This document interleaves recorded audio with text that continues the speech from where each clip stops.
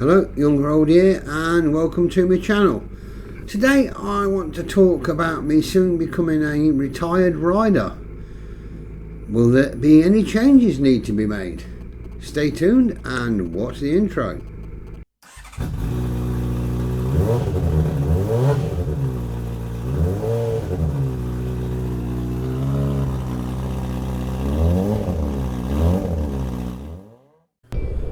First, a little bit of history. Born in 1958, totally unrestored. Most parts still working, but yeah, some not as well as they used to. That makes me soon to be 66.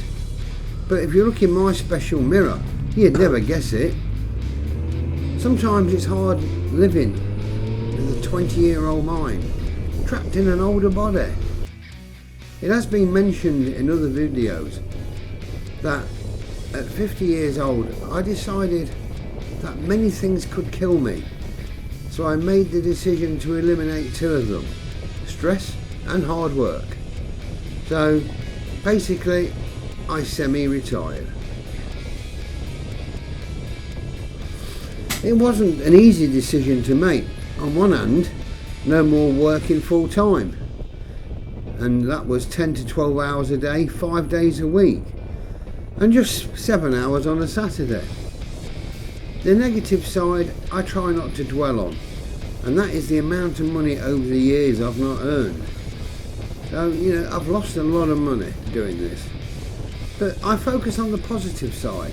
I have had 15 years of extra time to do mostly as I please. I was able to care for my dear old mum for the last 6 years of her life. Now, I couldn't have done that if I was still working. And you know what? Some things you just can't put a price on. So yeah, being semi-retired has lost me quite a lot of money. But I don't really feel that I've missed out on anything. I never planned on being the richest man in the cemetery. I've got no kids to leave it to. Now, I'm not tight, but I can't afford to waste money. So when it comes to buying, I look for a good second-hand one. I'm not bothered about having new. One of the problems with a new bike is the first time you put a mark or a stone chip on it, it's heartbreaking. Whereas getting a second-hand bike, it's already got that mark on it. So nothing to worry about.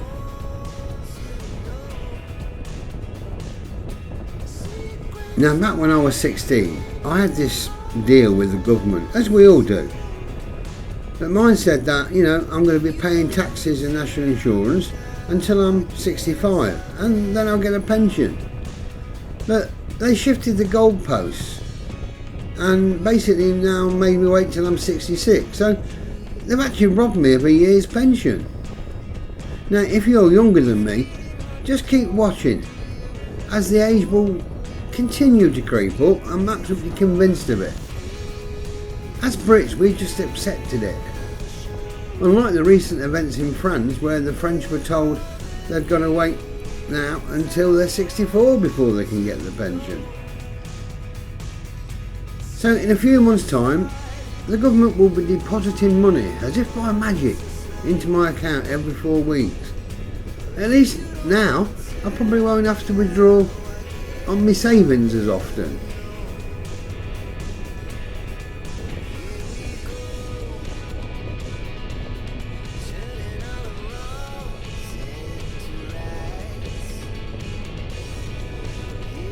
I wonder what other changes I will need to make as I get older while riding through retirement, i.e. the bikes I ride. At the moment I can manage a large bike, but maybe not so in the future. Take touring for instance. Yeah, there's been many differences I've had to make over the last 25 years in the way I tour. But even more recently, I have actually noticed changes. My aging knees cope better on the GTR than they did on the ZZR. But just 8 years ago, my knees were no problem on both my ZZRs.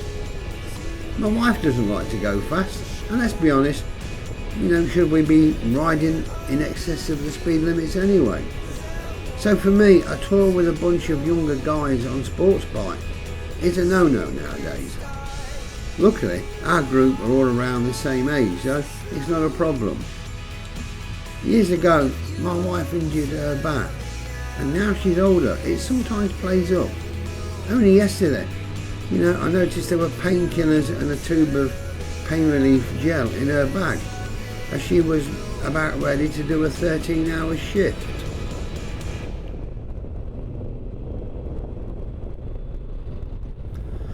I can tell when my wife needs a break off the bike, as it's the only time she ever wriggles around on the pillion seat.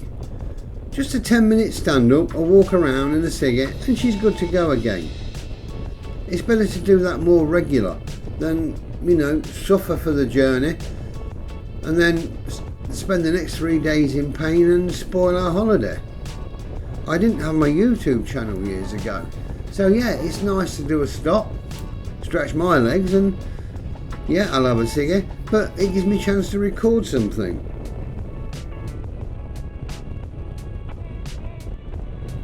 So when on a long ride or a tour, we need to take on fluids, even more so in the warmer summer weather. Dehydration can be very dangerous, so we need to make sure we stop and drink some water. Now, riders of my age group may notice the downside to drinking more water, and yeah, it's a case of what goes in must come out. A couple of years ago, I think I won't bother stopping here, I'll just hold it in until the next stop, miles away. Whereas now it's just a case of, I don't really want to go now, but dare I pass these services in case I need to go again before the next ones. Older bladders are not as good as younger ones. If you're younger than me, trust me, your turn will come.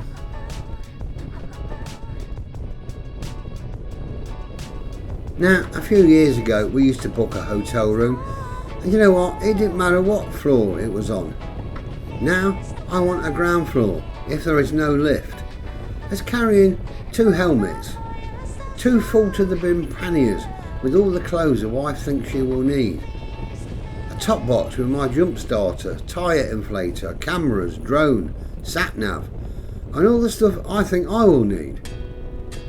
A tank bag with all sorts in it, including potions to make you go, potions to stop you going, painkillers, all the toiletries, packets of latte, and this is a major job to get them upstairs. It's like backpacking up the Alps wearing, motorbike gear and boots. If we can book a garden room or similar, they're great, because it's easy to get your stuff off the bike and into your room. Plus the bike is parked in view. Now, I don't sleep like I used to. I have this inbuilt alarm clock that goes off around 5 to 5:30 in the morning. And then waking up, my joints seem to be fused together. So that early morning coffee and ciggy will soon sort that out. So it's nice to get out in the morning without having to use the stairs or lift, find an exit that's open before the staff get there, while carrying a hot cup of morning coffee. So yes, I realise the changes that I have had to make, and I fully understand that as I continue to ride throughout retirement, more changes will be needed, maybe shorter tours, and certainly better planned ones. I used to just start up the bike and go off, not knowing where I'm going to be staying. And I can remember one time I couldn't get anywhere to stay, so I just parked up on a quiet road and slept on the ground between my bike and a hedge. I wouldn't do that now.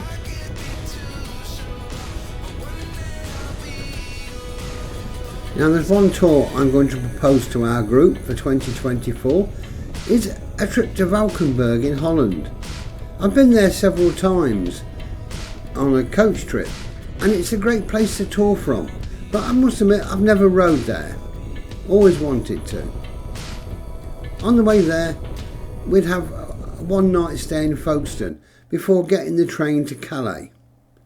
Then we would ride to Bruges. We'd have a one night stay in Bruges and then ride to Valkenburg and stay there for 4 nights. Now, while we're in Valkenburg, We'll have days out visiting other areas, including Germany. On the way back, we'd then ride to Dunkirk and have another night stay before making the journey back home, making the whole trip a 7-night break.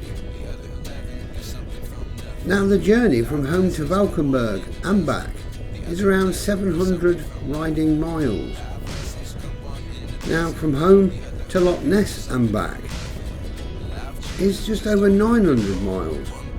So this trip of France, Belgium, Holland, Germany, France and back home is actually less miles.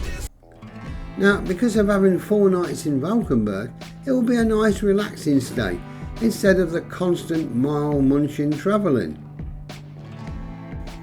So yeah, I'm sure that riding through retirement will mean that I will have to make adjustments on how I do things.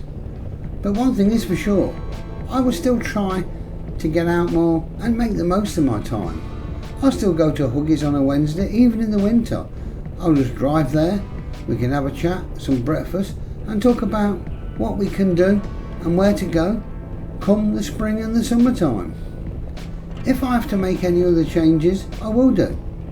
At least I'll still be riding and making the most of it. So if you're thinking of giving up biking, then don't. Just make adjustments on how you can do it. One last point. Last week I met a nice guy at Huggies who I guess would have been in his early 70s. He'd recently passed his bike test. Coincidentally, he passed at the scheme where I teach, but I never got to meet him then. He had a small bike but decided he needed something bigger. We were talking about the Kawasaki Z650, which he might have took his test on. 100 respect to him. I hope I will see him again at Huggies, but this time with a bigger bike. Well, I hope you enjoyed this content. If you do, please do the ticks to like and subscribe. And as always, take care, ride safe, and bye for now.